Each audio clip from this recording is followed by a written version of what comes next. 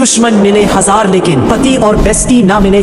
आज हम बात करने वाले हैं कुछ ऐसे कैरेक्टर्स की जिन्हें देखकर स्क्रीन से ही दो चाटे मारने का मन करेगा। नहीं, अक्षरा बेशर्मा की बात नहीं हो रही है। I am talking about the leads of सिलसिला बदलते रिश्तों का। तो कहानी शुरू होती है कुणाल और मौली से, जो एक हैप्पीली मैरिड कपल है। They were basically living an ideal life. वो एक दूसरे से बहुत प्यार करते थे, एक हंसती खेलती फैमिली की तरह रहते थे। And they also had great careers. Mauli एक गायनेकोलॉजिस्ट थी और कुणाल एक पीडियाट्रिशियन था। तो सब कुछ परफेक्ट चल रहा था until they crossed paths with Nandini. Nandini मौली की बचपन की दोस्त थी, लेकिन 7 साल पहले उनकी दोस्ती टूट गई थी क्योंकि नंदिनी को राजदीप नाम के एक बंदे से प्यार हो गया था। जब राजदीप ने मौली के साथ इनअप्रोप्रिएटली बिहेव किया, तब मौली ने नंदिनी को वार्न किया था कि राजदीप एक अच्छा लड़का नहीं है। But Nandini chose to trust Rajdeep over Mauli और दोनों बेस्टीज बिछड़ गए। लेकिन राजदीप से शादी करने के बाद ही नंदिनी को उसकी असलियत का पता चलता है। Rajdeep was a domestic abuser. वो नंदिनी को फिजिकली और मेंटली टॉर्चर करता था and he even tries to sell her to secure business deals. तो वो चाहता है कि उसकी फिगर खराब ना हो। जब नंदिनी प्रेग्नेंट हो जाती है, वो इस बात को राजदीप से छुपाती है क्योंकि उसे डर था कि कहीं राजदीप उससे डिवोर्स ना दे दे। इसी बीच नंदिनी और मौली सालों बाद एक दूसरे से मिलते हैं और नंदिनी उसे अपनी प्रेगनेंसी के बारे में बताती है। राजदीप को भी इवेंचुअली नंदिनी की प्रेगनेंसी के बारे में पता चल जाता है और वो उसको फिर से मारता है। कुणाल नंदिनी को हॉस्पिटल ले जाता है, बट अनफॉर्चुनेटली नंदिनी का मिसकैरेज हो जाता है। इसके बाद मौली और कुणाल की मदद से नंदिनी राजदीप के खिलाफ डोमेस्टिक अब्यूज का केस फाइल करती है और उसको अरेस्ट करवा देती है। फिर वो मौली और कुणाल के घर में रहने लगती है और मौली नंदिनी को एक नई जिंदगी शुरू करने के लिए एनकरेज करती है। उसका कुकिंग टैलेंट देखकर वो उसे कुकिंग क्लासेस शुरू करने के लिए मोटिवेट भी करती है। और पता है बदले में ये एहसान फरामोश क्या करती है? परसों बाद मन कर रहा है एक बार फिर से घर बसाने का। तौबा तौबा, तुम्हारी बेस्टी ने तुम्हें अपने घर में क्या आने दिया?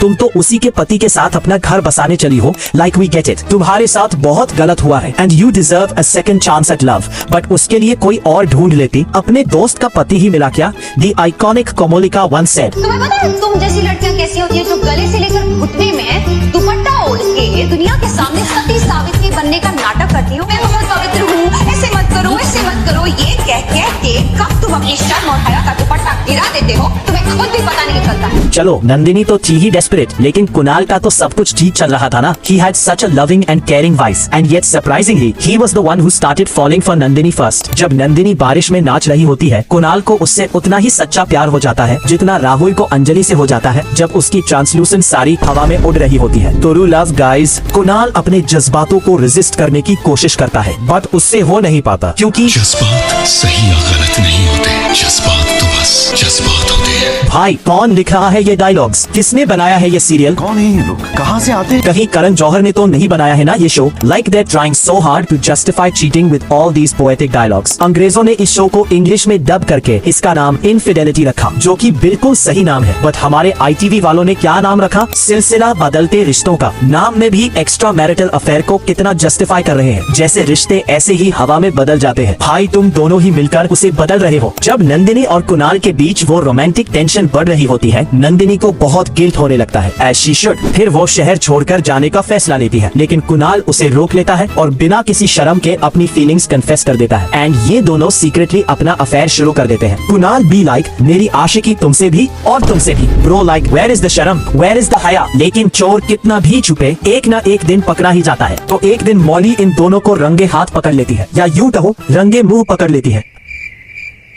मौली का दिल पूरी तरह से टूट जाता है। She was in complete disbelief और वो नंदिनी की तरह सारी वारी पहनकर कुणाल से पूछने लगती है कि क्या कमी रह गई थी उसमें। कुणाल जी आप क्या खाएंगे? मैं अभी बुला के लाती हूँ ना। कुणाल जी बताइए ना। कुणाल जी, कुणाल को शायद ऐसी ही कोई चाहिए थी जो उसके आगे पीछे डोला रे डोला करती रहे, 5 बजे उठकर उसके लिए खाना बनाए और उसे AGOG कहकर पुकारे। बट मौली तो ऐसी नहीं थी। वो एक स्ट्रॉन्ग, इंडिपेंडेंट और करियर ओरिएंटेड लड़की थी और इसीलिए वो तुरंत घर छोड़ने का फैसला लेती है। लेकिन उसके इन लॉज उसे जाने नहीं देते और वो कुणाल को घर से जाने के लिए कहते हैं बिकॉज गलती तो उसकी थी। कुणाल घर छोड़ देता है और मौली डिवोर्स फाइल करती है, लेकिन मौली अभी भी थोड़ी डिनायल में थी और अपने पति को ऐसे एक ही दिन में भूल नहीं पाई। So on her birthday she literally begs Nandini to return Kunal to her as a birthday gift. मुझे मेरा कुणाल वापस दे। नंदिनी को बहुत बुरा लगता है और वो रोने लगती है। अलेक्सा, इस सुहागन चुड़ैल के रोने के लिए कोई सूटेबल बैकग्राउंड म्यूजिक प्ले करो ताकि ये बेचारी दिखे। Playing Bakshu's theme song from YRKKH.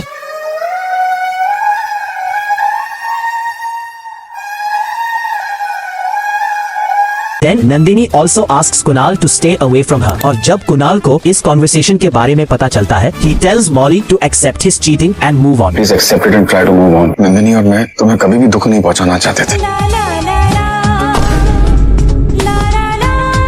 मैं और नंदिनी हमेशा तुम्हारी खुशी चाहते थे। फिर मॉली वहाँ से रोते रोते चली जाती है और उसके तुरंत बाद ये दोनों इतनी कैजुअली कैंडल लाइट डिनर कर रहे होते हैं।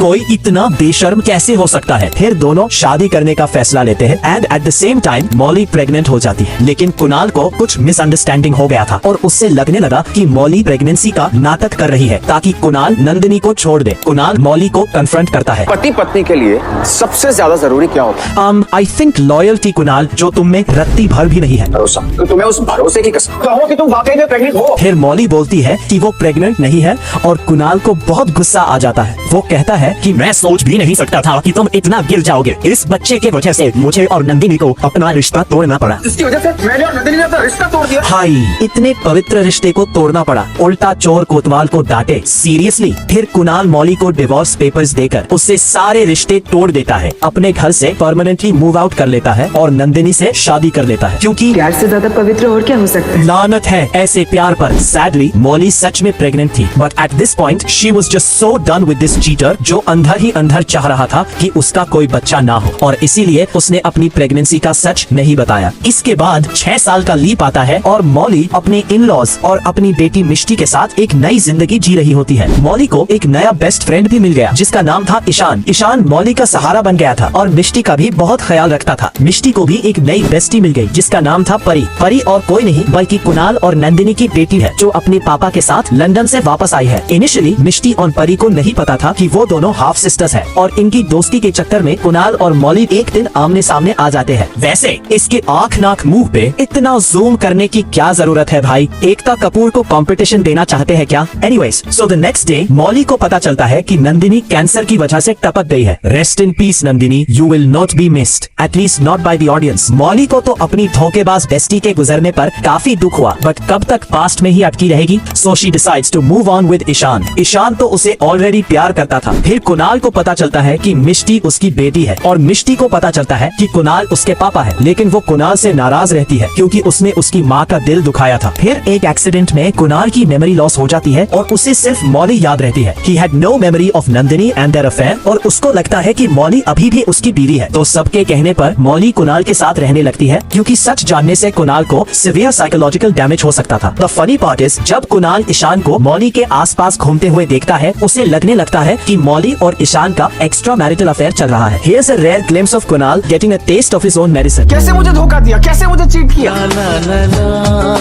बेवफा बीवी, तुम तो हम सबके नाक के नीचे अफेयर चालू है तुम लोग। वाह मॉली वाह, मेरे प्यार में से क्या कमी रह गई? तुझमें क्या क्या कमी रह गई? मैंने बहुत कोशिश की मॉली, बहुत कोशिश की। समझ करो ना मेरे साथ प्लीज। मैं नहीं रह पा रही हूँ तुम्हारे बिना। Please accept it and try to move on. Life does come to a full circle in the end, doesn't it? But eventually Kunal की याददाश्त वापस आ जाती है और उसे अपनी हरकतों पर बहुत शर्मिंदगी होती है। वो मॉली को धोखा देने के लिए माफी मांगता है, बट मॉली अब ईशान से प्यार करने लगी है and she chooses him over Kunal. मिष्टी भी कुणाल को माफ कर देती है, but she chooses Ishan as her father. Too bad Kunal, just Accept it and try to move on. फिर ईशान और मॉली शादी कर लेते हैं। उनका एक बेटा हो जाता है और ईशान मिष्टी को अडॉप्ट कर लेता है। इसके बाद ये लोग हैप्पीली एवर आफ्टर नहीं रहते। जब तक सब टपक ना जाए तब तक जेनरेशन लीप कैसे आ सकता है? सिलसिला का जेन 2 भी है which focuses on Mishti and परी। जेन 2 में रिवील होता है कि कुणाल, मॉली और ईशान एक प्लेन क्रैश में चल बसे। वैसे जेन 2 की स्टोरी कुछ खास नहीं है। मिष्टी अपने बॉयफ्रेंड वीर के साथ शादी करने वाली होती है, लेकिन वीर का दोस्त रूहान मिष्टी से प्यार करता है, लेकिन परी रूहान से प्यार करती है, लेकिन परी का दोस्त अर्नव परी से प्यार करता है। आप लोग ऑलरेडी जानते हैं कि ऐसी कॉम्प्लिकेटेड इक्वेशंस को कैसे कैसे घसीटा जाता है। इनकी स्टोरी देखकर मॉली का भूत भी कंफ्यूज हो जाता है, बट इन द एंड मिष्टी और रूहान एंड गेम बनते हैं और परी और अर्नव एंड गेम बनते हैं। So that's about it for today's video. Thank you for watching. अगर आपको वीडियो पसंद आई तो प्लीज लाइक, शेयर और सब्सक्राइब कीजिए and stay tuned for more videos.